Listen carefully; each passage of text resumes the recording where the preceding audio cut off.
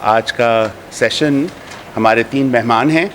میں ان کا مختصراً تعارف کرواؤں گا اور پھر بہت ہی مختصراً کچھ کہوں گا اور پھر ہمارے 3 مہمان 10 منٹ یا 8 سے 10 منٹ آپ لوگ سے مخاطب ہوں گے اور پھر ہم سوال جواب کی طرف چلیں گے تاکہ ایک مکالمے کی صورت اختیار کرے, ایک ڈائلاگ کی صورت اختیار کرے, بجائے یہ کہ ہم یہاں سے بیٹھ کے ساری چیزیں حتمی طور پہ کہیں. اس میں اچھا بھی رہتا ہے اور ایک آپ لوگ کی شمولیت سے بھی ہمیں فائدہ ہوگا. تو میرے بائیں جانب سب سے پہلے پروفیسر ڈاکٹر مبارک علی صاحب ہیں. آپ کا شروع کا کام مغل پیریڈ پہ تھا, بعد میں آپ نے سندھ یونیورسٹی میں پڑھایا اور پھر گوئٹے انسٹیٹیوٹ کے ڈائریکٹر رہے لاہور میں سن 96 تک. آپ کی کئی کتابیں شائع ہو چکی ہیں. ہمارے عہد حاضر کے یا 20ویں صدی کے آخری 2-3 عشروں میں جن لوگوں نے میری پیڑھی کے لوگوں کو متاثر کیا تاریخ میں, ان میں آپ کا نام سر فہرست ہے. اور جس طرح سے آپ نے تاریخ کو عام لوگوں تک پہنچانے کی کاوش کی, کوشش کی, اس سے ہم سب آپ کے ممنون ہیں. کچھ کتابوں کے نام لے لیتا ہوں آپ کے سامنے. آپ اردو انگریزی دونوں میں لکھتے ہیں اور المانی زبان یعنی جرمن میں بھی. قدیم ہندوستان, عہد وسطی کا ہندوستان, برطانوی ہندوستان, تاریخ کی دریافت, ان دا شیڈو آف ہسٹری. اور آپ جو ہے مستقل مقالے اور درس و تدریس کے حوالے سے اور بالکل ابھی بھی بہت زیادہ ایکٹیو ہیں. ان کے ساتھ میرے دوست, اور دوست تو کہنا ضروری تھا کیونکہ ہمارا تعلق بہت عرصے سے ہے, ڈاکٹر سید جعفر احمد صاحب ہیں جو پاکستان اسٹڈی سینٹر کراچی, جامعہ کراچی کے ڈائریکٹر بھی ہیں. آپ کی تحریر کا موضوعات بہت وسیع ہے, لیکن خاص طور پہ آپ کی نظر جو ہے وہ پاکستان کی سیاست, پاکستان کی تاریخ, پاکستان کے دستور, کانسٹیٹیوشنل ایشوز پہ رہی ہے. آپ کی کتاب فیڈرلزم ان پاکستان, کانسٹیٹیوشنل اسٹڈی, اور بیشتر کتابیں اردو انگریزی دونوں میں لکھتے ہیں. کئی اور کتابیں اردو میں شائع ہوئیں اور 15 سے زائد کتابیں آپ نے مرتب کی ہیں. جیسے میں نے کہا ڈائریکٹر ہیں کراچی یونیورسٹی میں پاکستان اسٹڈی سینٹر کے. ان کے ساتھ ڈاکٹر سلطان روم صاحب ہیں جو کہ فی الحال پروفیسر ہیں جہاں زیب کالج سوات میں, لیکن عرصے تک شعبہ اعلیٰ تعلیم, اس زمانے میں تو سرحد ہوتا تھا, آج کل خیبر پختونخوا میں شامل رہے ہیں. ان کی کتاب آکسفورڈ یونیورسٹی پریس سے حال ہی میں شائع ہوئی ہے, Swat state from Genesis to merger. تو یہ ہمارے 3 مہمان ہیں آج کے جو آپ سے مخاطب ہوں گے. مجھ پہ الزام یہ ہے کہ میں زیادہ بول جاتا ہوں تاکہ اور لوگوں کے لیے وقت نہیں دیتا ہوں, لہٰذا میں بالکل اپنے طور پہ جو ہے وہ محدود رکھوں گا. 2-3 منٹ میں کچھ کہنے کی کوشش کروں گا. اور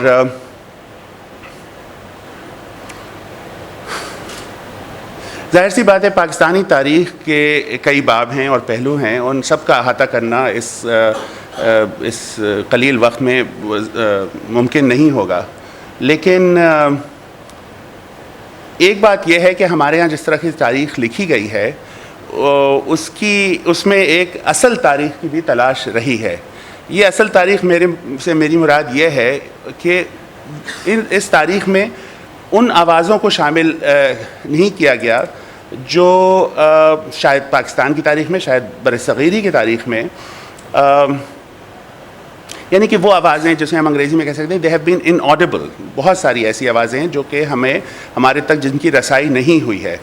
اور ہمیں زیادہ تر جو تاریخ ملتی ہے وہ ایک سیاسی تاریخ ہے, جسے انگریزی میں کہہ سکتے ہیں بگ مین کی تاریخ, بڑے لوگوں کی تاریخ اور یا بڑے مردوں کی تاریخ. اور ایک ہمارے یہاں روایت جو ہے وہ ثقافتی تاریخ, کلچرل ہسٹری کی یا سماجی تاریخ, سوشل ہسٹری کی بہت کم رہی ہے. وہ تاریخ جو عوام کی زندگی سے لگی ہوئی ہو, اور وہ تاریخ جو جسے انگریزی میں کہہ سکتے ہیں ہسٹری فرام بلو ہو, اس طرح کی تاریخ جو ہے وہ بہت کم لکھی گئی ہیں. موضوعات کے اعتبار سے ظاہر سی بات ہے پاکستان کی تاریخ میں یا پاکستان کی ہسٹوریوگرافی میں دیکھا جائے تو ہم زیادہ تر جو سب سے زیادہ کتابیں ہوتی ہیں وہ مسلم نیشنلزم کے حوالے سے ہوتی ہیں, یا کتابیں آ جاتی ہیں آج کل خاص طور پہ فیشن ہے وہ جسے بومز اینڈ برقع کہنا چاہیے, یعنی کہ مذہب کے حوالے سے اور عورتوں کے حوالے سے, یا تو اس پہ کام ہوا ہے تھوڑا بہت, لیکن وہ جسے میں کہنا چاہیے تاریخ کی جو چھوٹی تصویر ہے, وہ جو تصویر جو اوجھل ہو گئی ہے یا جو آوازیں ہمارے تک نہیں آئی ہیں, وہ کہانیاں جن کا ہمیں پتہ نہیں ہے, وہ کہانیاں جس میں ہمارے ملک کے شہری ساری مصیبتوں کے باوجود ایک عزت دارانہ زندگی بسر کرنے کی مسلسل جدوجہد کر رہے ہیں, وہ آوازیں بہت کم ملتی ہیں. کچھ اس میں تگ و دو ہوئی ہے, کچھ لوگوں نے لکھا ہے, یہاں جو ہمارے ساتھ لوگ بیٹھے ہیں انہوں نے بھی لکھا ہے, کچھ باہر خاص طور پہ کچھ چیزیں لکھی گئی ہیں حال میں. وزیرہ زمیندار کی کتاب ہے, وہ کہ موضوع پرانا ہے تقسیم کا, لیکن اس کو نئے انداز سے لکھا گیا ہے. ولیم گلور کی کتاب آئی ہے لاہور کی تاریخ پہ 19ویں صدی میں. عامر مفتی کی کتاب آئی ہے جس کو انہوں نے مسلم نیشنلزم کو 19ویں صدی میں جوئش نیشنلزم کے حوالے سے دیکھا ہے. تو اس طرح کی کچھ کاوشیں ہوئی ہیں, لیکن ابھی اور کرنی باقی ہیں. لیکن ہمارے ساتھ جو ہمارے مہمان اساتذہ بیٹھے ہیں ان کی نظر ان چیزوں پہ بہت وسیع ہے اور گہری ہے. تو میں پہلے شروع کروں گا معزز ڈاکٹر مبارک علی صاحب سے کہ آپ کچھ فرمائیں کہ ہمارے ہاں جو کمی رہ گئی ہے اور کن موضوعات کی کمی ہے اس پہ کس طرح سے. بہت شکریہ. آپ نے چونکہ تاریخ کے حوالے سے بات کی ہے کہ ہمارے ہاں کس قسم کی تاریخ لکھی جا رہی ہے یا لکھی گئی ہے. اس میں ایک تو بات یہ ہے کہ ہمارے ہاں تاریخ ایک طرح سے اگر آپ دیکھیں جس کو آپ ہسٹری فرام دا بلو کہتے ہیں تو وہ تو یعنی تقریباً نہ ہونے کے برابر ہے. اور تاریخ کا موضوع جو ہے اس سے حکمرانوں کو بھی کوئی دلچسپی نہیں ہے, اور حکمرانوں کو جو دلچسپی نہیں ہے وہ میرا خیال سے بالکل صحیح ہے ان کی دلچسپی کا نہ ہونا, چونکہ تاریخ جو ہے بہت ہی ایک طاقتور جس کو ہم کہتے ہیں پاورفل مضمون ہے. اور اگر تاریخ صحیح معنوں میں لکھی جائے تو یہ حکمرانوں کے تمام جرائم جو وہ کرتے رہے ہیں, ان کی بدعنوانیاں جس کے اندر وہ ملوث ہیں, ان کے کرپشن, ان کا ایکسپلائٹیشن جو عوام کے ساتھ ہوا ہے, جس طریقے سے انہوں نے ان 65 ملکوں میں عوام کو ذلیل و خوار کر کے رکھا ہے, یہ سب تاریخ کا حصہ بن جاتے ہیں. اسی لیے انہوں نے کوشش کی ہے کہ ہمارے ہاں تاریخ کے مضمون کو جتنا کمزور کیا جائے اتنا چاہے. نصاب کی کتابوں میں سوائے جناح صاحب کے اور اقبال کے کچھ نہیں ہوتا ہے, اس میں عوام کا کوئی مطلب کہ ذکر نہیں ہے. تو ایک تو مسئلہ جو ہے وہ یہ ہے کہ ہمارے حکمران تاریخ سے ڈرتے ہیں, خوف زدہ ہیں. اس وجہ سے تاریخ کا مضمون آپ دیکھیں کہ اسکولوں سے بالکل ختم کر دیا گیا ہے, اور جو نصاب بھی ہمارے یہاں پڑھایا جاتا ہے کالجوں کے اندر یا یونیورسٹیوں کے اندر تقریباً یہ وہی نصاب ہے جو کہ نوآبادیاتی دور کے اندر انگریز پڑھاتے تھے. ایک چیز جو ہے وہ یہ ہے. دوسری بات میں یہ کہنا چاہوں گا کہ کنٹمپریری چونکہ ایشوز کی بات ہے تو ہم کنٹمپریری ایشوز یا موجودہ مسائل جو ہیں ان کو ہم تاریخ کے تسلسل میں یا تاریخ کے حوالے سے دیکھتے ہیں. اس لیے میں مثال آپ کو دوں گا کہ تاریخ میں معاشروں کے اوپر اس قسم کے بحران جیسے ہمارے یہاں ہیں اس سے پہلے بھی آتے رہے ہیں اور اس کا وہ حل بھی تلاش کرتے رہے ہیں. مثلاً مطلب کہ 16ویں صدی کے اندر پورے یورپ کے اندر مذہبی جنگیں جاری تھیں. 30 سالہ جو جنگ جرمنی میں ہوئی ہے اس میں تقریباً 30% جرمن لوگ جو ہیں وہ اس جنگ کے اندر مارے گئے تھے. مختلف مذاہب کے فرقے تھے جن میں ہر ایک کا یہ دعویٰ تھا کہ صحیح راستے پر وہی ہیں, وہی لوگوں کو جنت میں لے کے جائیں گے, باقی دوسرے سارے گمراہ ہیں, لہٰذا اگر ان کو آپ قتل کر دیں تو آپ کو ثواب ہوگا. یہ ساری چیزیں موجود تھیں, اور اس کی وجہ سے لوگوں کا ایک جو ذہن بنا تھا وہ یہ تھا کہ ایک عام آدمی ایسے ماحول کے اندر پرتشدد موت سے اور حادثاتی موت سے ڈرتا تھا. چونکہ میرا خیال سے ہے کہ ایک انسان کی بنیادی جو خواہش ہے اور اس کا بنیادی جو مطلب کہ حاصل ہے وہ یہ ہے کہ ایک انسان فطری موت مرنا چاہتا ہے, وہ نہیں چاہتا کہ کسی گولی کا شکار ہو. تو اس کی وجہ جو تھی وہ یہ تھی کہ اسٹیٹ کا یا ریاست کا ادارہ جو تھا وہ کمزور ہو چکا تھا. ریاست کے ادارے جو ہیں جب کمزور ہو جاتے ہیں، بکھر جاتے ہیں، تو ایسی صورت کے اندر پھر وارلارڈز جنم لیتے ہیں، ایسی صورت میں فرقے جنم لیتے ہیں. ایسی صورت کے اندر ہر ایک کی یہ خواہش ہوتی ہے اور ہر ایک کا یہ منصوبہ ہوتا ہے کہ وہ مطلب کہ کسی نہ کسی طریقے سے مسلح طریقے سے ڈرا کے، دھمکا کے، خوف زدہ کر کے، لوگوں کا قتل عام کر کے اپنے آپ کو بڑھائے. میرا خیال سے اس وقت ہم پاکستانی سوسائٹی یا پاکستانی معاشرہ جس صورتحال سے دوچار ہے وہ یہی ہے. ہم سب جو ہیں جس کو ہم کہتے ہیں وائلنٹ ڈیتھ سے یا حادثاتی موت سے ہم سب خوف زدہ ہیں. کراچی میں لوگ گھر سے نکلتے ہوئے ڈرتے ہیں. لوگ فطری موت مرنا چاہتے ہیں، جو اب اس ملک کے اندر فطری موت مرنا جو ہے مشکل ہوتا چلا جا رہا ہے. اور اس کی وجہ ہمیں سمجھ میں آ رہی ہے کہ کس طریقے سے ریاست کے ادارے کمزور ہوئے ہیں، کس طریقے سے حکمران جو ہیں وہ بدعنوان ہوئے ہیں، کس طریقے سے انہوں نے عوام کو بے سہارا چھوڑ دیا ہے. جب یہ صورتحال ہو تو اس صورتحال میں کیا نتیجہ نکلے گا، کیا ہوگا؟ تاریخ کا ایک کام ہے کہ تاریخ یہ چیزیں ریکارڈ کر دیتی ہے. اب باقی کام جو ہے وہ دانشوروں کا ہوتا ہے کہ وہ کوئی راستہ تلاش کریں. بدقسمتی سے اس ملک کے دانشور بھی ہماری حکمرانوں کی طرح وہ بھی اتنے ہی موقع پرست اور اتنے ہی خوش آمدی اور اتنے ہی بدعنوان ہیں کہ جن سے توقع رکھنا فضول ہے. اس صورتحال کے اندر اگر کچھ سوسائٹی کی اپنی طرف سے کوئی تبدیلی کی خواہش پیدا نہیں ہوگی اور ان کی اپنی طرف سے مطلب کہ کوئی ایسی تحریک نہیں چلے گی، تو پھر میں سمجھتا ہوں کہ ہمیں شاید ایک طویل عرصے تک اسی لا قانونیت کی حالت کے اندر رہنا ہوگا. بہت شکریہ. میرا خیال سے مختصر.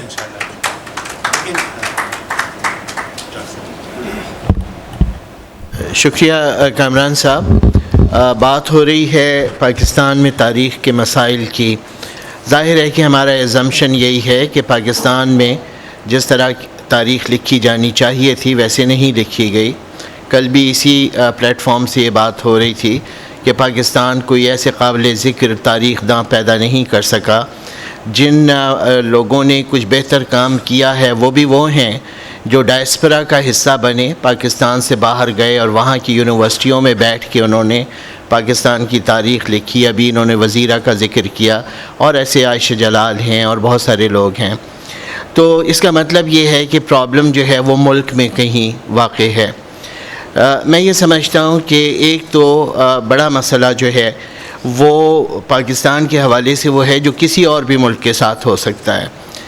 ایک زمانہ تھا کہ تاریخیں لکھی جاتی تھیں سلطنتوں کے فریم ورک میں رہ کے، اور سلطنتیں جو ہوا کرتی تھیں، امپائرز ہوتی تھیں، وہ خود ان کے ہسٹورینس ہوتے تھے، اور ملوکیتیں تھیں ان کے ہسٹورینس ہوتے تھے، وہ تاریخیں لکھتے تھے. جو کورٹ ہسٹریز ہوتی تھیں، جو امپائرز کی شان و شوکت کی تاریخیں لکھ رہے ہوتے تھے. پھر اسٹیٹ ہوڈ کا زمانہ آیا، نیشن اسٹیٹس آئیں، تو پھر تاریخ اس فریم ورک میں لکھی جانے لگی.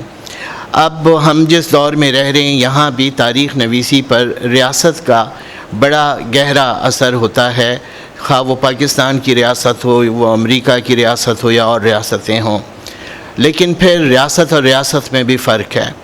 کوئی ریاست جمہوری ریاست ہے، کوئی کم جمہوری ہے، کوئی زیادہ جمہوری ہے، کوئی بالکل جمہوری نہیں ہے.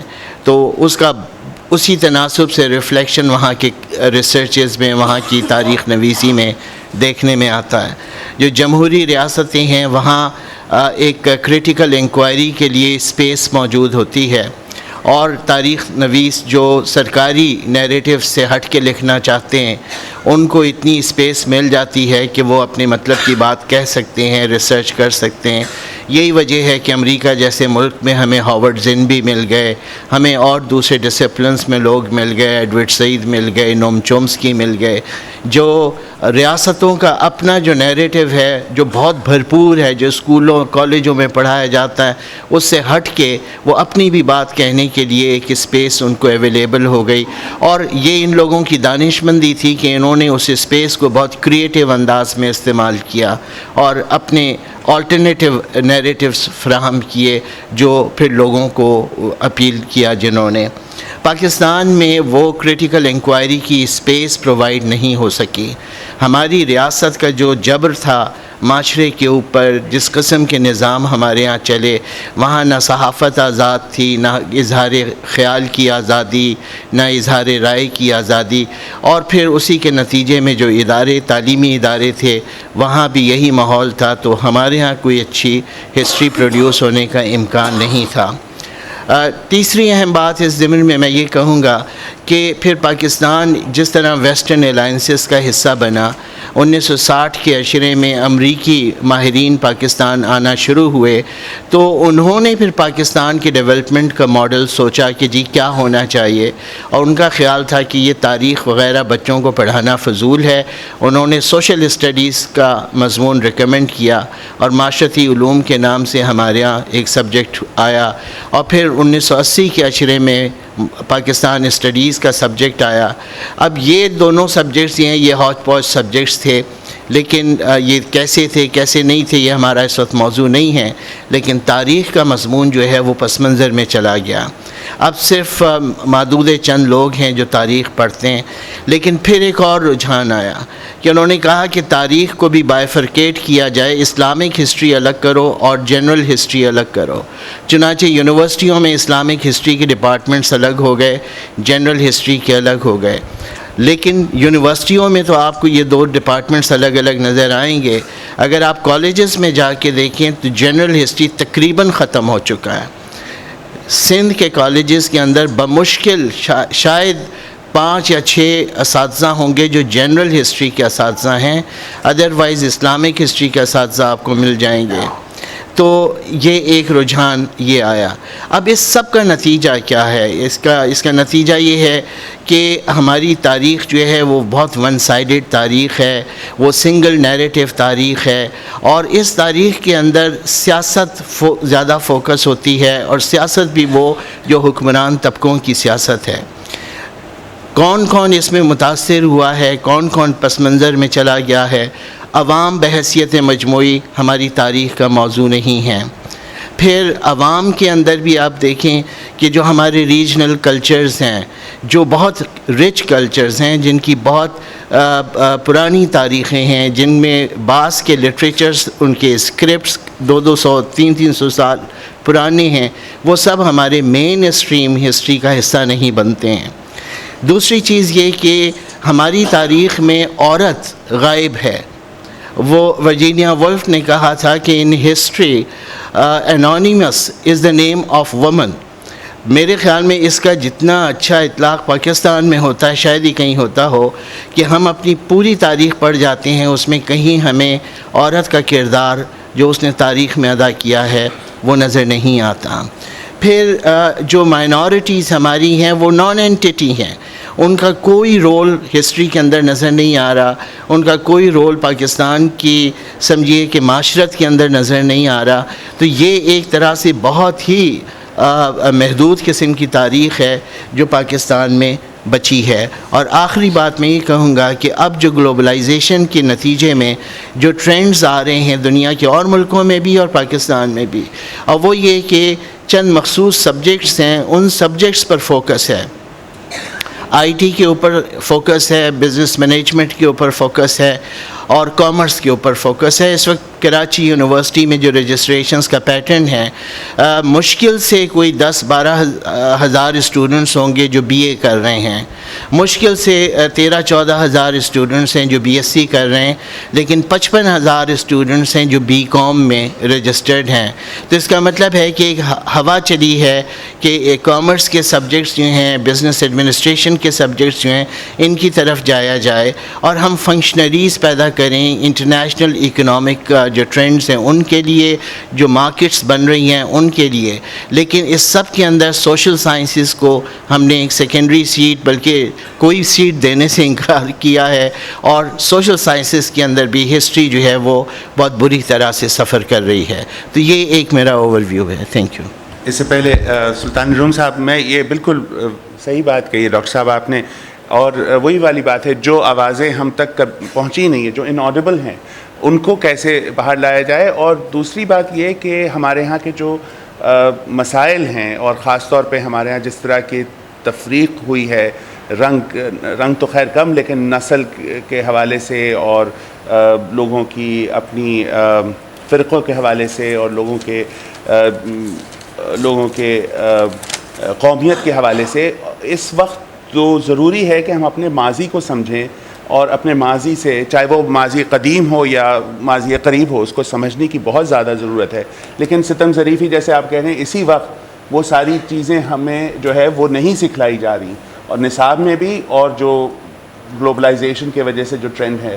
لیکن سلطان روم صاحب، آپ نے کوشش کی ہے کہ ہمارے ایک ایسے خطے کی تاریخ لکھنے کی جو کہ ظاہر سی بات ہے جو ہمارے قومی تاریخ کا اس طرح سے حصہ نہیں رہی ہے، یعنی کہ ایک سوات کی تاریخ لکھی ہے. تو اس حوالے سے آپ بتائیے کہ اس تاریخ لکھنے میں آپ کا جو رشتہ ہے پاکستان کی قومی تاریخ سے اور اس کا ایک تنقید ہے، اس کے حوالے سے آپ بتائیے.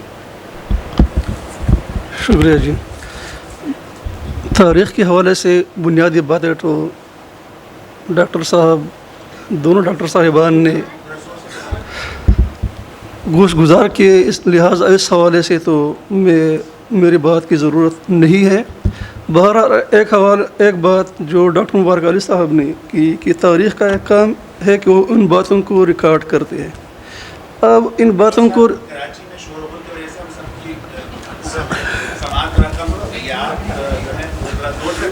اچھا جی، تو کہ تاریخ کا ایک کام ہے کہ وہ ان باتوں کو ریکارڈ کرے.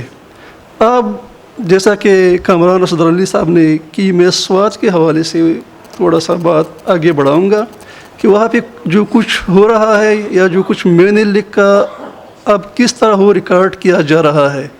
اس لیے کہ آج کل جو ریکارڈ کیا جا رہا ہے اس کی بنیاد پر آگے جا کر لوگ باہر بھی لکھتے ہیں، اب بھی پاکستان سے باہر لکھتے ہیں اور آگے جا کر بھی لکھیں گے. تو میں صرف 2-3 پوائنٹس پہ، چونکہ وقت کم ہے. ایک تو یہ ہے کہ دونوں سائڈ چونکہ اس تنازع میں فوج بھی ملوث ہے، حکومت بھی ملوث ہے، خفیہ ادارے بھی ملوث ہے اور طالبان بھی ملوث ہے. تو دونوں سائڈ ان کے جو دعوے ہوتے ہیں یا بیانات ہوتے ہیں ان میں سچ نہیں ہوتی. اور یہی وجہ ہے کہ سوات کے لوگ نہ تو ISPR کے بیانات پہ یقین کرتے ہیں نہ طالبان کے دعووں پر. گزشتہ 5 سال میں جو کچھ وہ دیکھ چکے ہیں اس کی بنیاد پر. تو تاریخ لکھنے میں ایک تو ان کے اپنے بیانات غلط ہوتے ہیں، لیکن اگر کوئی دوسرا لکھنا بھی چاہے تو اسی بھی آرام سے نہیں رہنے دیتے. اسی بھی دونوں طرف سے پریشرائز کیا جاتا ہے، ڈرایا دھمکایا جاتا ہے کہ آپ نے یہ کیوں لکھا، ایسا کیوں لکھ رہے ہو. تو ایک یہی مسئلہ ہمارے ساتھ ہے. اور آگے اب بھی باہر سے جو کتابیں لکھی جا رہی ہے ان پریس رپورٹس کی بنیاد پر زیادہ تر ہوتی ہے، ISPR کے بیانات یا طالبان کے دعووں کی بنیاد پر.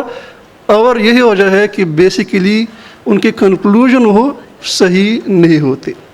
دوسرا جو نقطہ اس حوالے سے وہ یہ ہے کہ میڈیا کا کردار. میڈیا بعض چیزوں کو بہت زیادہ مطلب کہ پتہ نہیں کیوں اپنے مقاصد کی خاطر وہ اچھالتا ہے، بعض چیزوں کو بہت مطلب کہ کوئی اہمیت ہی نہیں دیتی.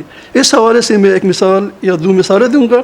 ایک یہ کہ میڈیا میں تو لڑکیوں کے تعلیمی اداروں کے تباہی کا ذکر آتا ہے، لیکن لڑکوں کے تعلیمی اداروں کا کہیں بھی ذکر نہیں آتا. تعلیمی ادارے تو دونوں کی تباہ ہوئی ہے، تو تعلیم کی تباہی کا کوئی ذکر نہیں کرتا. بات آتی ہے لڑکیوں پر.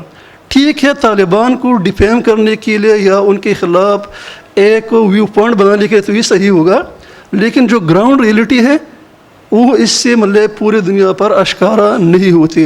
لڑکیوں کی تعلیم بھی سفر ہوئی ہے، لڑکوں کے ان سے زیادہ بھی سفر ہوئی ہے. لڑکیوں کے زیادہ کالجز مطلب کہ وہ تباہ ہوئے ہیں، بلکہ مٹا کالج طالبان نے نہیں، آج بھی اس میں فوج بیٹھی ہوئی ہے. تو مطلب کہ اس حوالے سے جو باقی دنیا میں میسج جا رہا ہے، پیغام یا اس کی بنیاد پر جو کچھ لکھا جا رہا ہے وہ ایک مسئلہ آگے جا کر ہماری تاریخ کا المیہ بنے گا.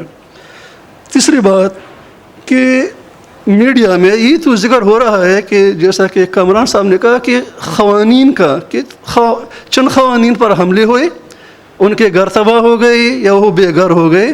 تو اس کا تو بور شور و غل چل رہا ہے، لیکن جو عام لوگ سفر ہوئے ہیں، جو غریب ہزاروں کے تعداد میں مرے ہیں، جن کے مکانات تباہ ہوئے ہیں طالبان کے ہاتھوں بھی اور فوج کے ہاتھوں بھی، بلکہ آج بھی سفر کر رہے ہیں، ان کا کوئی ذکر نہیں. اور اس کی بنیاد پر اب پاکستان سے باہر یہ کلاس وار کا اسے ایک رنگ دیا جاتا ہے، کلاس وار تھی. تو یہ بھی ایک اور المیہ ہے.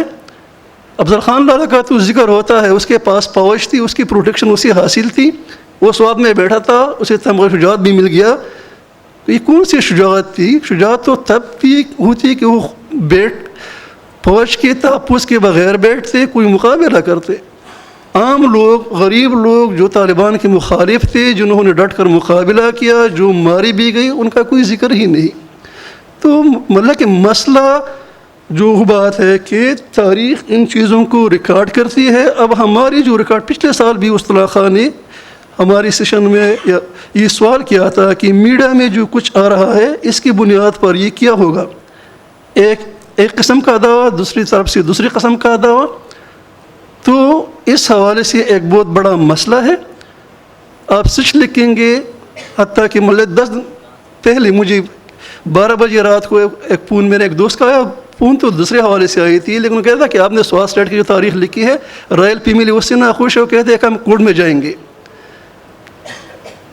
تو مطلب کہ یہ تھریٹس جو ہے یہ تو موجود ہے، پرائیویٹ کی طرف سے بھی، طالب کی طرف سے بھی، حکومتی اداروں کی طرف سے بھی. اور یہ ایک اور اہم المیہ ہے، ان کے بیانات دونوں طرف سے. طالبان کے بیانات بھی صحیح نہیں، سارے دعوے ہم چونکہ سنتے تھے ان کے ریڈیو کو، بار بار انہوں نے دعوے کیے ہیں اسکولوں کے تباہ ہونے کا، پلوں کے تباہ ہونے کا. آج بھی وہ اسکول اور وہ پل جو ہے وہ موجود ہے، انٹیکٹ ہے وہاں پہ، جن کے دعوے ہوئے ہیں ان کے اپنے ریڈیو سے کہ ہم نے تباہ کر دیے. اور اس پی آر کے دعوے، ہمارے گاؤں کے قریب مطلب بیڑ، وہ چرواہا اپنے بیڑ چرایا کرتا تھا، گن شپ سے اس پر فائر ہوئی، اس کی چند ملے کے بیڑ مر گئی. رات کو ایس پی آر سے بیان شائع ہوا کہ اتنی دہشت گرد مارے گئے. پھر طالبان اس کا مذاق اڑاتے تھے کہ ان کو بیڑ بھی دہشت گرد نظر آ رہے ہیں. تو اس قسم کی مطلب یہ ایک المیہ ہے ہمارے ساتھ کہ آگے کیا ہوگا. تو یہ مطلب ٹائم کی کمی کی وجہ سے میرے خیال میں یہی بات ہے. یہ بالکل آپ صحیح فرما رہے ہیں. اور اس طرح سے صرف آج سوات میں جو ہو رہا ہے، 71 میں بنگال میں ہوا، 58 میں، 61 میں، 73 میں، اور آج جو بلوچستان میں ہو رہا ہے، ان سب کے بارے میں ہمیں بہت کم پتہ ہے. اسی لیے کہ وہ تاریخ لکھنے کی اجازت نہیں ہوتی، یا ہم کسی وجہ سے اس تاریخ کا سامنا نہیں کر پاتے. اور اس میں ریاستی پہلو جو ہے وہ جس طرح سے ڈاکٹر مبارک علی اور آپ نے اور ڈاکٹر جعفر نے بتایا، یہ بہت بہت اہم ہے کہ آج جو کچھ ہو رہا ہے بنگال میں، ڈھاکہ شہر کے اندر، اس کا ہمارے اپنی تاریخ سے جو تعلق ہے.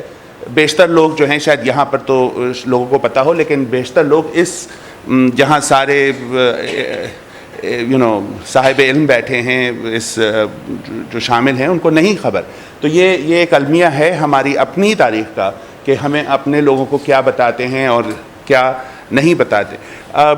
ڈاکٹر مبارک علی کا اور ڈاکٹر جعفر صاحب کا بھی اور سلطان ارون صاحب آپ کا بھی، خاص طور پہ ڈاکٹر مبارک علی آپ نے تو ایک مہم شروع کی تھی 80 کی دہائی میں سہل زبان میں ہماری جو ریاستی تاریخ ہے اس کی تنقید کا. اور ڈاکٹر جعفر صاحب نے اس کو مختلف انداز سے اپنی جو ترتیب شدہ کتابیں ہیں، ایڈیٹڈ والیومز ہیں، اس میں جو ہے وہ آوازیں سامنے لائی ہیں جو کہ ہمارے تاریخ کا حصہ ہے. سبت حسن صاحب پہ کتاب ہے اور بھی مختلف ہے.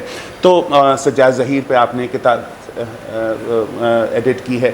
تو لیکن یہ کہ فرض کیجئے پاکستان کی تاریخ جو 60 اور 50 کی دہائی میں، خاص طور پہ اشتیاق صاحب جو ہمارے بڑے مورخ تھے، ریاستی مورخ تھے لیکن عالم بھی تھے، انہوں نے جس طرح سے جو ہے وہ 8ویں صدی میں محمد بن قاسم کے آنے کو پاکستان کی شروعات کا ایک حصہ، اور جو اس سے پہلے کی تاریخ تھی جو ہمارے ہاں اس وقت بیٹھے بھی ہیں، آرکیالوجسٹ ہیں، کلچرل ہسٹورینز ہیں، اس چیز کو جو ہے وہ بالکل رد کرتے ہوئے، اس سے پہلی تاریخ کو یعنی کہ اس خطے کی قدیم تاریخ کو رد کرتے ہوئے ایک خاص مخصوص حوالے سے اس خطے کی تاریخ لکھنے کی کوشش کی، جس کا آپ نے بڑے، ہم اس کو خریدتے بھی تھے، وہ 7-8 روپے کی ملتی بھی تھی اور وہ ہمیں بڑے سہل زبان میں آپ نے, تو یہ کچھ کاوشیں رہی ہیں, آپ اس پہ کچھ نظر ڈالیں پھر میں اور اگر جعفر صاحب کچھ بولنا چاہیں. ہاں میرے خیال سے میں بولنا چاہوں گا, چونکہ اس میں بات یہ ہے کہ جیسے ہمیں ریاست کو ہی سارا مورد الزام نہیں ٹھہرانا چاہیے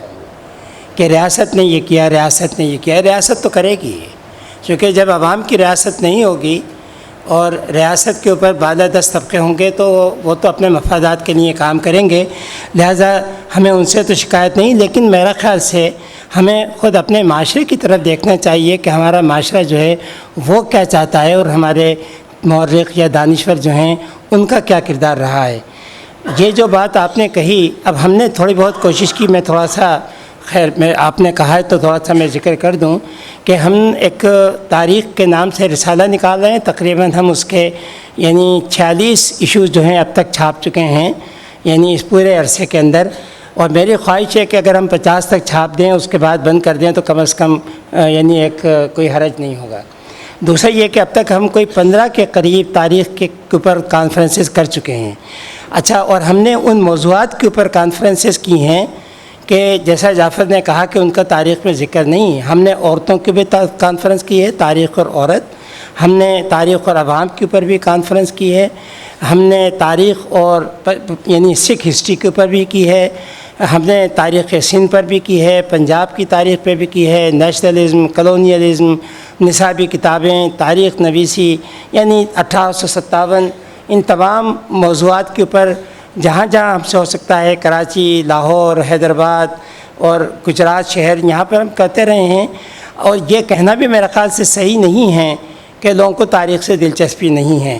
تاریخ سے دلچسپی دیکھیں, میری کتابیں زیادہ تر پڑھی جاتی ہیں سندھ میں اور بلوچستان میں. اگر آپ عام آدمی کے لیے تاریخ لکھیں گے تو لوگ پڑھیں گے, لیکن اگر آپ بادشاہوں کی, حکمرانوں کی تاریخ لکھیں گے تو لوگ نہیں پڑھیں گے. اگر آپ محض جیسے کل بھی یہاں بحث ہوتی رہی, ہم ابھی تک مطلب کہ اقبال اور جناح صاحب سے آگے نہیں بڑھے ہیں. ہمیں ان سے آگے بڑھ کے بھی ذرا دیکھنا چاہیے. تاریخ کے بہت سارے پہلو ہیں, جب تک ان پہ ہم نظر نہیں ڈالیں گے تاریخ دلچسپ نہیں ہوگی. تو یہ کہنا غلط ہے کہ لوگوں کو تاریخ سے دلچسپی نہیں ہے. اگر تاریخ میں عوام نہیں ہوں گے, اگر ان کو باعزت مقام نہیں دیا جائے گا تو ظاہر ہے وہ ایسی تاریخ کو اٹھا کے پھینک دیں گے. اور جس طریقے سے ہماری نصابی کتب جو ہیں, اور یہ نصابی کتب صرف حکومت کی جانب سے ہی نہیں یا ریاست کی, بلکہ خود ہمارے دانشور بھی ایسی نصابی کتب لکھ رہے ہیں جس میں سوائے نفرت کے کچھ نہیں ہے. ایک معمولی مثال آپ کو میں دوں کہ ملتان میں ایک صاحب نے مجھے مطالعہ پاکستان کی ایک کتاب دی جس میں ایک چارٹ بنا ہوا تھا, اور وہ چارٹ یہ تھا کہ ہندو درخت برگد اور پیپل کے درخت جو ہیں وہ ہندو درخت ہیں, اور کھجور اور زیتون کے درخت مسلمان درخت ہیں. مطلب یہ تھا کہ ہندو جانور گائے ہندو جانور ہے مسلمانوں کا, مطلب کہ اونٹ جو ہے وہ مسلمانوں کا جانور ہے. اب جب اس سطح کے اوپر لوگ تاریخ لکھیں گے تو آپ بتائیں ایسی تاریخ نہ پڑھیں تو اچھا ہی ہے, کیونکہ میرا خیال سے یہ تاریخ لوگوں کو گمراہ کرے گی. تو ایسی بات نہیں ہے کہ کوئی مطلب کہ کام نہیں ہو رہا. ہمارا کام جس کو ہم کہیں بہت ماڈسٹ ہے, لیکن میں یہ کہتا ہوں کہ ہم نے سندھ کے اور بلوچستان کے نوجوانوں کو باشعور بنانے میں بہت حصہ لیا ہے, اور اس کی گواہی سندھ کے نوجوان یقیناً مطلب کہ دیں گے. تو یہ بات نہیں ہے کہ ہم. دوسری بات میں یہ کہوں کہ آپ نے جو ذکر کیا نا, بہت اچھا آپ کام کر رہے ہیں امریکن اور برٹش اور کینیڈین اور آسٹریلین یونیورسٹی میں رہتے ہوئے, لیکن وہ کام آپ کا عام آدمی تک نہیں آتا ہے. جب تک آپ عام آدمی کی زبان میں نہیں لکھیں گے, عام آدمی تک آپ کا پیغام نہیں جائے گا. یہ کتابیں پھر لائبریریز کے اندر رہ جاتی ہیں, یہ کتابیں جو ہیں ایک انٹلیکچوئل سرکل میں رہ جاتی ہیں, یہ کتابیں آپ کے پروموشن کے کام ضرور آتی ہیں, یہ کتابیں آپ کو یقیناً ایک اعلیٰ یونیورسٹی میں مقام ضرور دیتی ہیں. لیکن جب تک آپ عوام کی سطح کے اوپر نہیں آئیں گے, اور میرا خیال سے یہی اعتراض جو ہے جو ہندوستان میں سبالٹن اسٹڈیز نے جو کام شروع کیا تھا, تو سمتھ سرکار نے آخر میں سبالٹن کے اوپر یہی کہا ہے کہ بھئی تمہارا کام جب تک لوگوں تک نہیں جائے گا, یہ ساری تمہاری تحقیق بیکار ہے. عام آدمی تک جب تک آپ نہیں جائیں گے اس وقت تک مطلب کہ آپ کی ساری کاوشیں جو ہیں یہ لا حاصل ہیں. تو بہرحال کوشش ضرور کی جا رہی ہے، ایسا نہیں ہے کہ یہ زمین بنجر ہے، ضرور کام ہو رہا ہے اور میرا خیال سے کچھ اس کا اثر بھی تھوڑا بہت ہو رہا ہے.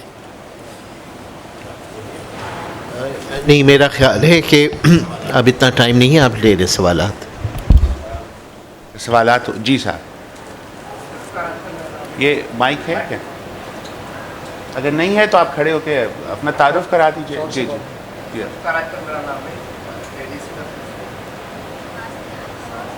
ڈاکٹر مبارک صاحب سے آن کر کے دیا تھا.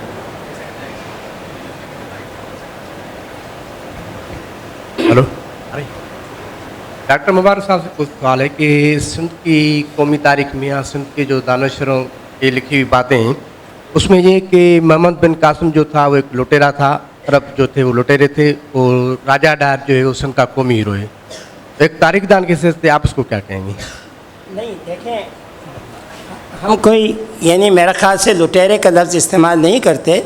میرا خیال سے جو بہت اچھی بات کہی تھی جی ایم سید کی کا ایک چھوٹا سا پمفلیٹ ہے سنجو سورما، انہوں نے جو بہت اچھی بات کہی ہے وہ یہ ہے کہ محمد بن قاسم کو آپ کوئی مجاہد نہ سمجھیں، یہ نہ سمجھیں کہ ہندوستان میں وہ اسلام پھیلانے کے لیے آیا تھا، بلکہ وہ امیت امپیریلزم کا ایک نمائندہ تھا.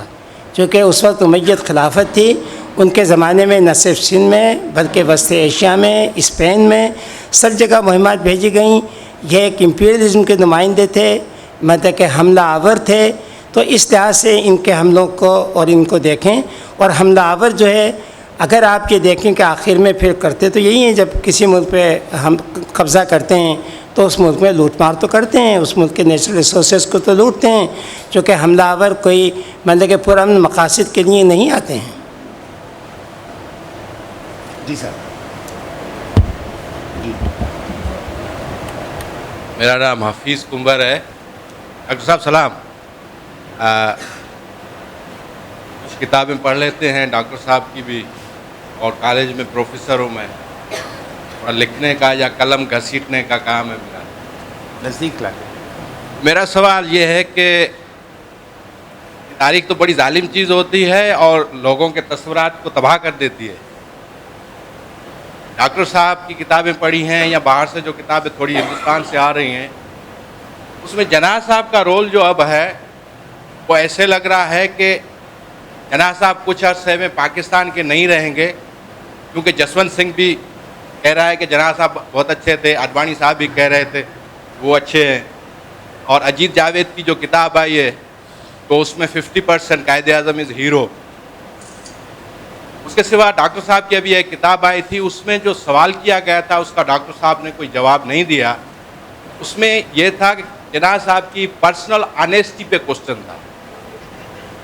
ڈاکٹر صاحب کو یاد ہوگا کہ اس میں وہ پوچھ رہا ہے کہ جناح صاحب was not personally honest person ایسے جہاں ہمیں بتایا گیا ہے. تو اس کے متعلق آپ کے پاس کوئی جواب ابھی تک آیا ہے ڈاکٹر صاحب؟ آپ بھی اور ڈاکٹر صاحب اگر کیونکہ وہ ٹیکس بچاتے تھے، جلدی دولت مند ہو گئے تھے، اس قسم کی باتیں اس میں. نہیں، میں بہت مختصر مطلب کہ میں یہ کہوں گا کہ جہاں تک ان کی آنیسٹی کا سوال ہے، بالکل اس میں کوئی شک نہیں کہ وہ بہت آنیسٹ تھے. یہ بالکل الزامات غلط ہیں کہ وہ ٹیکس بچاتے تھے یا کچھ تھے. محنت سے انہوں نے اپنی وکالت کے ذریعے دولت کمائی. تو جہاں تک ان کی انٹیگریٹی اور ان کی آنیسٹی کا سوال ہے وہ بالکل میں سمجھتا ہوں کہ اس میں کوئی شک نہیں. اگر اس میں ذرا بھی کوئی بات ہوتی تو ان کے دشمن ان کو کبھی نہیں بخشتے. سیاسی طور پہ میں ان کا ضرور مخالف ہوں، لیکن جہاں تک ان کی ذات سے یعنی اس کا تعلق ہے کرپشن کا، وہ بالکل کسی میں ملوث نہیں تھے. ڈاکٹر صاحب. میرے خیال میں ڈاکٹر صاحب نے وضاحت کر دی ہے. جناح صاحب کی سیاست سے اختلاف کیا جا سکتا ہے، کوئی بھی ہسٹورین اس کے اوپر کوسچنز ریز کر سکتا ہے اور اس پہ ایکیڈیمک لیول پہ بات ہو سکتی ہے، لیکن یہ میں پہلی دفعہ سن رہا ہوں کہ کوئی ان کے اوپر ڈس آنیسٹی کے بھی الزامات ہیں. کچھ چیزیں جو پیپرز میں نے دیکھے ہوئے ہیں وہ میں آپ کو بتا بھی سکتا ہوں کہ قائد اعظم نے پاکستان آنے سے پہلے جو آخری کام کیا تھا 7 اگست 1947 کو، وہ ان کا بجلی کا بل آیا ہوا تھا، انہوں نے 7 روپے کا وہ بل تھا جو چیک لکھ کے حبیب بینک کے نام پوسٹ کر کے وہ پاکستان آئے تھے. تو اور میں نے ان کے جو لیگل فرم ان کی تھی اس کے جو پیپرز ہیں وہ بھی دیکھے ہوئے ہیں کچھ، اور میں اپنے اسٹوڈنٹس کو کہتا ہوں کہ ان کی بنیاد پہ میں کہہ سکتا ہوں کہ قائد اعظم نہ اپنے 2 پیسے چھوڑتے تھے نہ دوسرے کے 2 پیسے لیتے تھے. اتنا کلیئر ان کے اسٹیٹمنٹس ہیں. ایک اسٹیٹمنٹ ایسا بھی ہے جو ان کے سیکریٹری نے کسی کلائنٹ کو بھیجا ہے اور اس میں اس نے پورا بل بنا کے بھیجا ہے. تو اس میں قائد اعظم نے ایڈ کروایا ہے بعد میں جو ہاتھ سے ایڈ ہوا ہے کہ جس دن وہ بامبے سے جائیں گے پیشی بھگتنے کے لیے تو اس دن وہ بامبے میں کورٹ نہیں اٹینڈ کر سکیں گے، اور جس دن واپس بامبے آئیں گے تو بامبے میں کوئی کورٹ نہیں اٹینڈ کر سکیں گے. تو ان دونوں کی بھی پیمنٹ انہوں نے اس میں لکھی ہوئی ہے. تو وہ اپنے 279 روپے انہوں نے نہیں چھوڑے. اسی طرح سے اور بہت سارے پیپرز ہیں جس میں انہوں نے دوسروں کی چیزیں کلیئر کی ہیں. تو اس سلسلے میں تو جیسا کہ کہا جاتا ہے کہ اتنا کچھ لکھا گیا، اتنا لٹریچر ہے. یہ ایلیگیشن تو کم از کم میں نے آج تک نہیں پڑھا. کانگریس کی پوری جتنی کتابیں ان کی ہیں اس میں بھی کبھی نہیں دیکھا کہ انہوں نے جناح صاحب پہ اس زاویے سے تنقید کی ہو. بلکہ کل جیسے وہ بتا رہے تھے اے جی نورانی صاحب کہ انہوں نے جو لیجسلیٹو اسمبلی کی ڈیبیٹس وغیرہ پڑھی ہیں تو اس کی بنیاد پہ وہ کہہ رہے تھے کہ جی میں تو حیران ہوں کہ کوئی ایسا ایشو نہیں ہے کہ جو ہندو کا ہو، سکھ کا ہو، مسلمان کا ہو، جہاں رائٹس کا ایشو ہو اور جناح صاحب لیجسلیٹو اسمبلی میں نہ بولے ہوں. تو پولیٹیکل ڈومین میں انسان جو فیصلے کرتا ہے اس سے 10 اختلافات ہو سکتے ہیں، اور یہ ہماری as a students of history right ہے کہ ہم کسی سے بھی اختلاف کریں اور اس پہ تنقید کریں.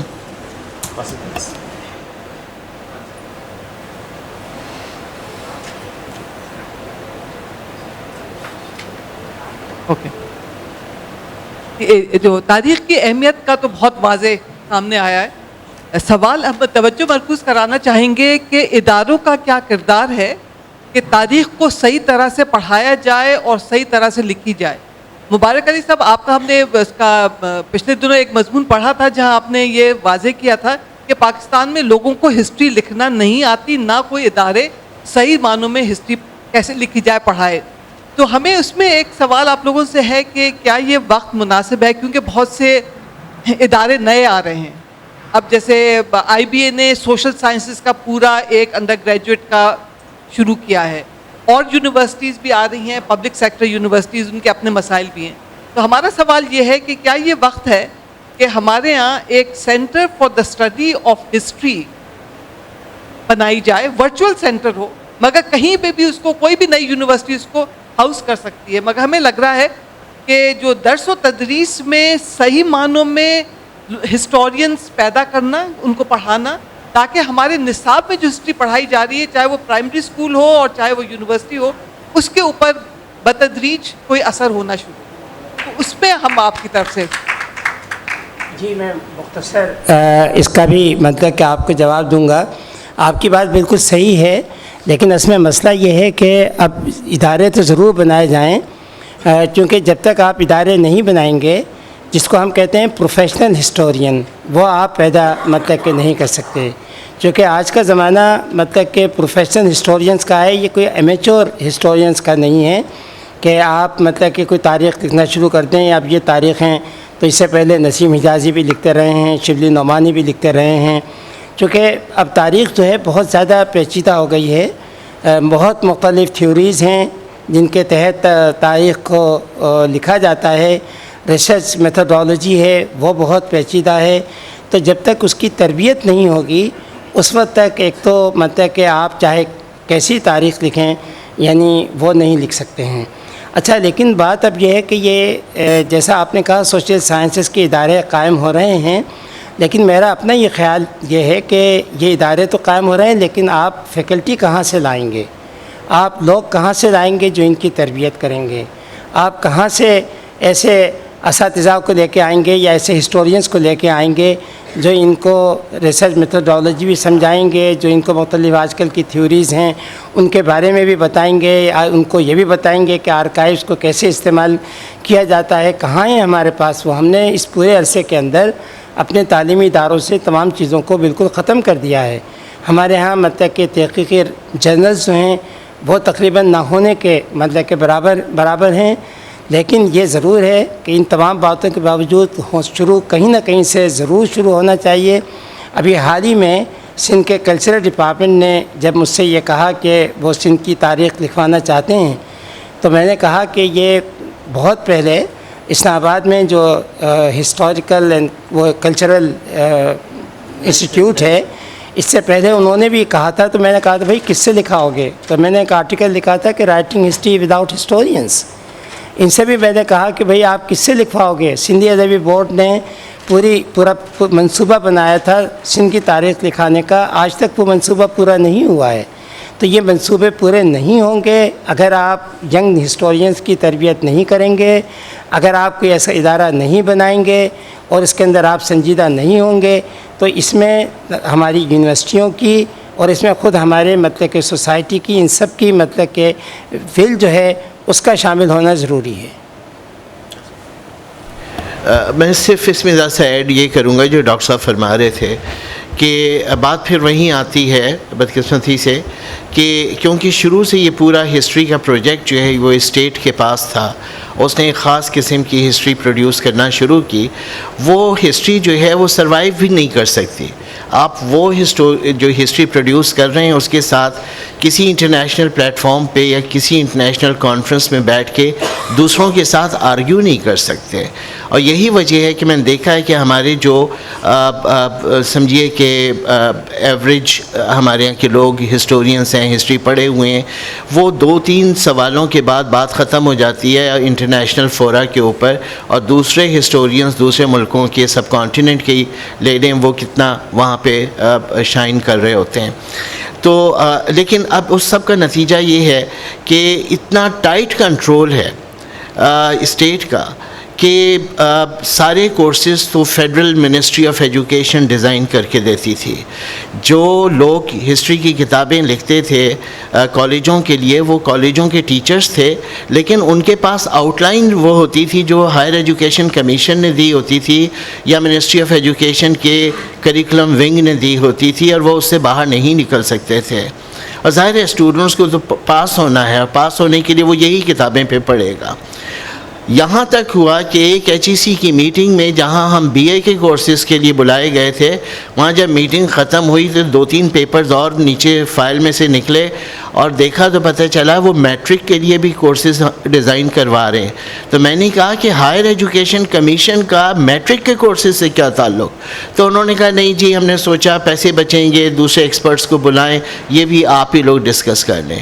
تو جہاں پہ فیڈرل منسٹریز اور ہائر ایجوکیشن کمیشن اسکولوں کے بھی کورسز ڈیزائن کر رہے ہوں, وہاں وہ کریٹیکل انکوائری کی اسپیس کہاں سے پیدا ہوگی؟ نتیجہ یہ ہے کہ اب ہمارے کالجز میں یونیورسٹیز میں جو لوگ ہیں ہسٹری کی فیکلٹی کے نام پہ, they are not historians, they are teachers of history. وہ صرف ہسٹری پڑھانے والے لوگ ہیں, وہ ہسٹورینس نہیں ہیں, ہسٹری پروڈیوس نہیں کر سکتے. یہ ہے بہت بڑا کیپیسٹی کا ایشو, اور یہ کیپیسٹی کا ایشو پیسے سے حل نہیں ہوگا. ایک زمانے میں عطاء الرحمان صاحب نے یونیورسٹیوں میں بہت پیسہ بھیجا, لیکن وہ پیسہ یا تو غلط استعمال ہوا یا بینکوں میں آج تک پڑا ہوا ہے, اس سے کیپیسٹی بلڈنگ نہیں ہوئی. کیپیسٹی بلڈنگ کے لیے ریسرچ کلچر پیدا کرنے کی ضرورت ہے. جو آپ کی ایگزسٹنگ فیکلٹی ہے جو پولیٹیکل بنیادوں پہ آئی ہے یا جس بھی بنیاد پہ آئی ہے, اس کی ٹریننگ کی ضرورت ہے, کیونکہ وہ تو اب آگے ہیں, ان کو آپ نہیں نکال سکتے. کوئی 20 سال ابھی اور رہے گا, کوئی 25 سال اور رہے گا. ان کی کیپیسٹی بلڈنگ کی ضرورت ہے, اس کے لیے ان کو باہر کا ایکسپوجر بھی دینے کی ضرورت ہے. اور یہ سب کچھ کریں تو کچھ یہ ریفارم ہوں گے, اور پھر جو نئے لوگ انڈکٹ کریں وہ لوگ ہونے چاہیے جو واقعی میرٹ پہ آئیں اور ہسٹری کے ڈسپلن میں ان کا انٹرسٹ ہو. ایک بات کا میں اس میں اضافہ کرتا ہوں مختصراً. مطلب یہ HEC یا فیڈرل گورنمنٹ صرف کریکولم کو ڈیزائن نہیں کرتے, وہ جب ٹیکسٹ بک لکھی جاتی ہے تو اس کے لیے وہ بہت سے اسٹیجز سے گزرتے ہیں.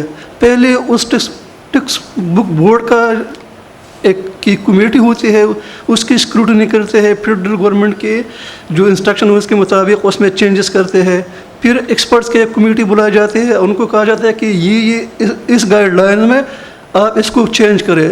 تو اس سے میں لے کے میرا زیادہ تجربہ یہ ہے کہ ایک کتاب میں اتنی تبدیلیاں کی گئی تھی کہ اس میں مصنف کی غالباً کوئی پورا سینٹنس ہی رہ گیا ہو، اور پھر یہ بتایا گیا کہ اس پہ بھی بس نہیں، یہ جائے گی پھر اسلام آباد میں اس کی دوبارہ ریویژن ہوگی. تو مطلب کہ ہم جو پڑھتے ہیں وہ لکھنے والے کا جو کچھ اثر کا نہیں ہوتا، نام تو اثر کا آتا ہے لیکن لکھا ہوا کسی اور کا ہوتا ہے. اس لیے ہماری گورنمنٹ کے، فیڈرل گورنمنٹ کے، یہ نرسری سے لے کر ہائر تک تمام ٹیکسٹ بک پہ اب بھی کنٹرول ہے. بھائی اگر ایسی کتابیں لکھوائی جائیں تو لکھنے والے کو انکار کر دینا چاہیے. اچھا ایک سامنے سے لوں اور پیچھے سے، تو آپ بتائیں. چلیے یہ ادھر بھی ہے. اگر مختصراً 2-3 سوال لے لیتا ہوں اور پھر جواب ایک ساتھ دے دیں گے. تو ہاں جلدی سے بولیے. میں سارے سوال اکٹھے کر لیتا ہوں. اکٹھے کر لیتا ہوں، پھر آپ لوگ لکھ لیجیے. چلیں نہیں چلیں تھوڑا سن لوں گا. میری گزارش، آپ لوگ سوالات کر لیجیے 2-4 اور پھر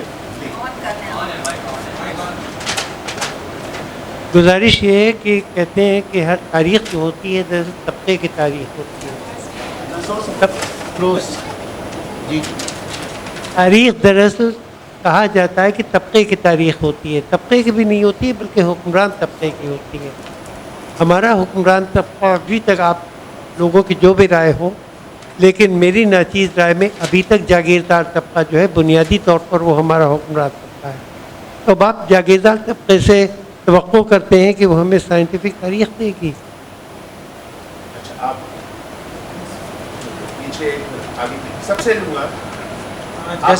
جیسے کہ سارے اسپیکرز نے کہا کہ ہسٹری پبلک تک پہنچنی چاہیے، اس کے لیے میری تھوڑی سی سجیشن ہے کہ انڈیویڈولی لیول پہ ہسٹورینس اپنا کام کر رہے ہیں، لیکن اگر کوئی آل پاکستان لیول پہ history association of true historians بنائی جائے، اور ٹرو ہسٹورینس بنائی جائے تاکہ وہ کسی طریقے سے کوئی لائمل تیار کریں کہ پبلک تک، اسکولوں تک، بچوں تک کیسے کیا جائے، کیسے گورنمنٹ کو مجبور کیا جائے اسٹیٹ کے لیے تاکہ وہ ٹرو ہسٹری پڑھانے پہ مجبور ہوں. کچھ اگر پاکستان لیول پہ کوئی ایسوسیشن بنائی جائے HRC کے ٹائپ کی، تاکہ جس طرح سے اس طرح آپ پیچھے سائڈ بھی دیکھیے، آپ کو بھی سب کو دے. اب میرے پاس 5-7 منٹ رہ گئے ہیں. اگر آپ لوگ 30 سیکنڈ کا سوال. بس کوثر جیسے کچھ کہہ رہی تھی، میں کہہ رہی تھی کہ یہاں پہ لٹریری فیسٹیول جو ہے آہستہ آہستہ ایک طبقے کے لوگ آتے تھے، آہستہ آہستہ میں دیکھ رہی ہوں کہ اب بہت ہمارے ملک کی جو ہے نمائندگی زیادہ ہو رہی ہے، شہر کی نمائندگی ہر طرح سے زیادہ ہو رہی ہے. اسی طرح سے اگر OUP ذمہ داری لے لیں، آپ جیسے کہہ رہے تھے کہ سبالٹرن اسٹڈیز پہ کام بہت ہوا باہر، تو ہم کیوں نہیں آلٹرنیٹیو پیراڈائم کا ایک سیل شروع کر دیں جس میں آپ جیسے لوگ جو ہیں پھر اس طرح کی کتابوں پہ لکھنا شروع کریں لوگ، اور آپ لوگ اگر گائیڈنس دیں، کیونکہ جو فٹ سولجرز ہیں وہ تو کام کر رہے ہوتے ہیں، وہ تو اپنے بارے میں لکھنے سے رہے. جو ادیب ہیں، پڑھے لکھے ہیں، جن کو لکھنا آتا ہے، وہ تو پھر اسی قوم کے بارے میں لکھیں گے جس سے، جہاں تک وہ آپ جیسے کہہ رہے تھے کہ بزنس پڑھنا چاہتے ہیں لوگ زیادہ، تو ایک طبقے تک پہنچنا چاہتے ہیں زیادہ، یا پھر سیکیورٹی، اکنامک انسیکیورٹی اس وجہ سے. So I think it's important to get that kind of sale going. People like you can guide that, and OUP can help. Thank you. Sir, if I have the permission, can I choose the last 2 speakers? Because there's some people who have been raising their hand up for long. I know that. I'm trying to. If I gave you the permission, then why am I sitting here? Dr. Saab, I was fortunate enough that Cambridge mein tha, and I studied about Ashoka, the other before Binkasan, and that's why I think maybe I had a different perspective. And I think metric students who have bilkul hi khatam ho gaya hai. Can the text change? What is the way forward? Because I think the murder of history that is being taught in our school books, this is the main reason why you don't have historians of free thought. دونوں ends پہ بھی بیٹھے ہوئے ہیں. دیر از a lady their. آپ تھوڑا آگے ادھر آ جائیں. آپ آ جائیے، آگے آ جائیے. آپ بالکل اس پلر کے پیچھے بیٹھیں. ڈاکٹر صاحب, I don't know whether this question is appropriate for this forum, but would you throw some light on the revival of Shiaism in the context of the science of your history? آپ صاحب پھر آ رہا ہوں 1 2 اور وہ پیچھے 3 اور آپ 4 پھر ختم کر دیں. رفیق کھوسا میرا تعلق بلوچستان سے. میں پولیٹیکل ایکٹیوسٹ بھی ہوں اور بدقسمتی سے یا خوش قسمتی سے مسنگ پرسن بھی رہا. میرا سوال ڈاکٹر مبارک علی صاحب سے ہے. وہ یہ ہے کہ جب تک مشرقی پاکستان تھا وہاں کے لوگوں پر جو کچھ بیتی، جس طریقے سے پروفیسر، دانشور، شاعر، اسٹوڈنٹ فوج کشی میں مارے گئے، لیکن وہ چیزیں اس وقت تو سامنے نہیں آئیں، لیکن جب بنگلہ دیش بن چکا تو اس کے بعد پھر ہمیں کتابیں دیکھنے کو ملی. میرا سوال ڈاکٹر صاحب سے یہ ہے کہ آج بلوچستان کی جو موجودہ تاریخ ہے وہ فوجی آپریشن کی تاریخ ہے، مسنگ پرسنس کی تاریخ ہے، مسخ شدہ لاشوں کی تاریخ ہے. کیا یہ چیزیں بھی ہمیں بلوچستان کے الگ ہونے کے بعد ہم دیکھیں گے؟ مہربانی. اچھا جناب علی، آپ اور پھر ایک صاحب کو پیچھے ہیں. آپ کے بیچ میں بالکل فنش ہو گیا. بس 1 منٹ سوالات تو سن لیں. نہیں صاحب وہ پیچھے جو نوجوان ہے. ہاں آپ بھی آ رہے ہیں. جی جی. میں زبیر بلوچ کلاس 8 میں پڑھ رہا ہوں. میرا سوال یہ ہے کہ ہمارے جو اسکولوں میں یہ جو پڑھاتے ہیں PhD وغیرہ، ان میں سے یہ بات نہیں کی جاتی ہے 14 اگست اور 15 اگست کی جو بات ہوتی ہے، ہمیں یہ ڈیٹیل سے نہیں بتایا جاتا کہ 14 اگست کو پاکستان کیسے آزاد ہوا اور 15 اگست کو انڈیا کیسے آزاد ہوا. میرا سوال یہ ہے. Thank you. آئی ایم نور عالم بلوچ. سر ابھی آپ نے اداروں کو یا ریاست کی کنٹرول پر بات کی کہ ہسٹری پر ان کی کنٹرول ہے، لیکن جو لوگ اپنے طور پر ہسٹری کی اسٹڈی کرتے ہیں اس کے بعد وہ لوگ جو ریاستی ہسٹری کو پڑھتے ہیں، میں یہ زمینی حقائق تو یہ بولتے ہیں کہ جو ریاستی اداروں کے کنٹرول ہسٹری کو پڑھتے ہیں اس کے بعد یا جو لوگ انڈیویجول ہسٹری کرتے ہیں، اتنا بڑا جنریشن گیپ یا اتنا بڑا ہسٹوریکل گیپ یہ شدید کولیپس کی شکل اختیار نہیں کر رہا ہے؟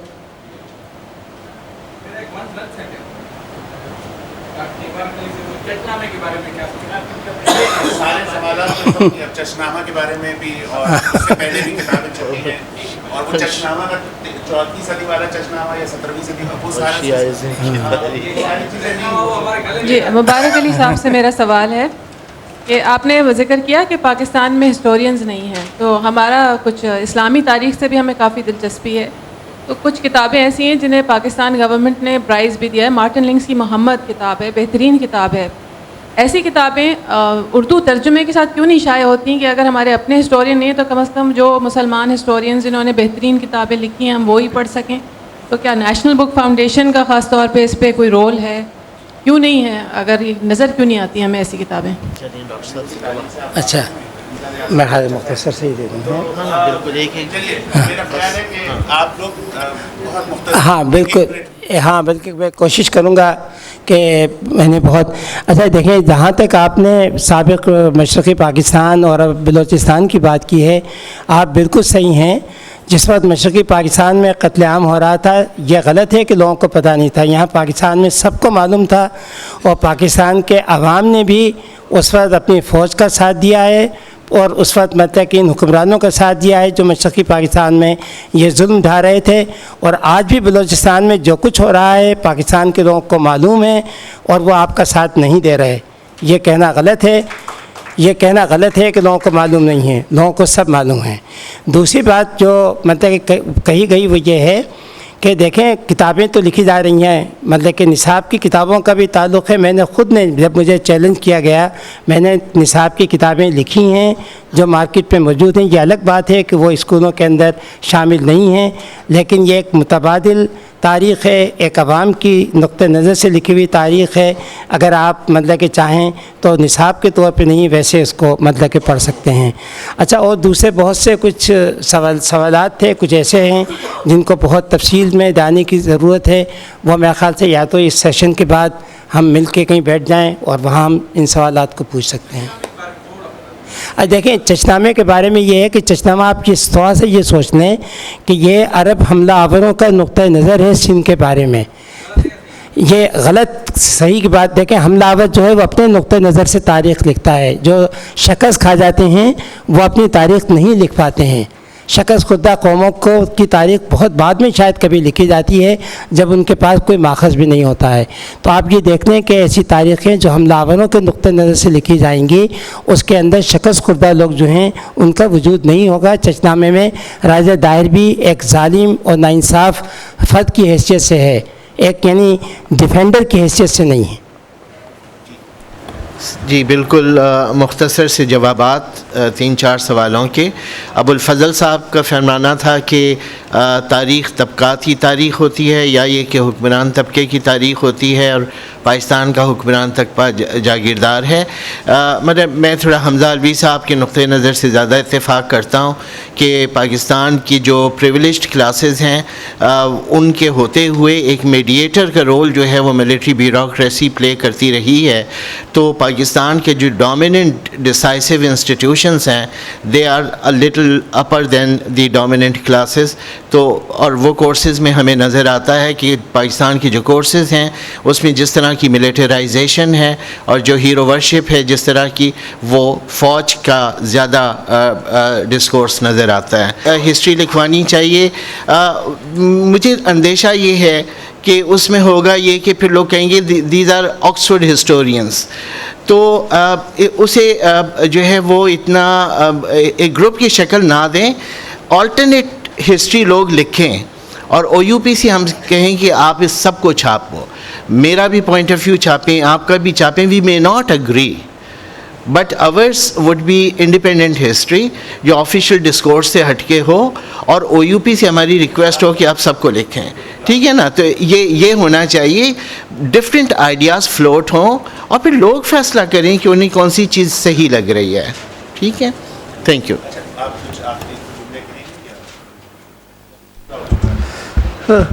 باتیں تو تقریباً سب ہم میرے جو دونوں محترم اور بڑے ہیں انہوں نے بتا دی. بات وہ سوات کی کنٹیکس اور بلوچستان کے کنٹیکس میں ایک ہی ہے.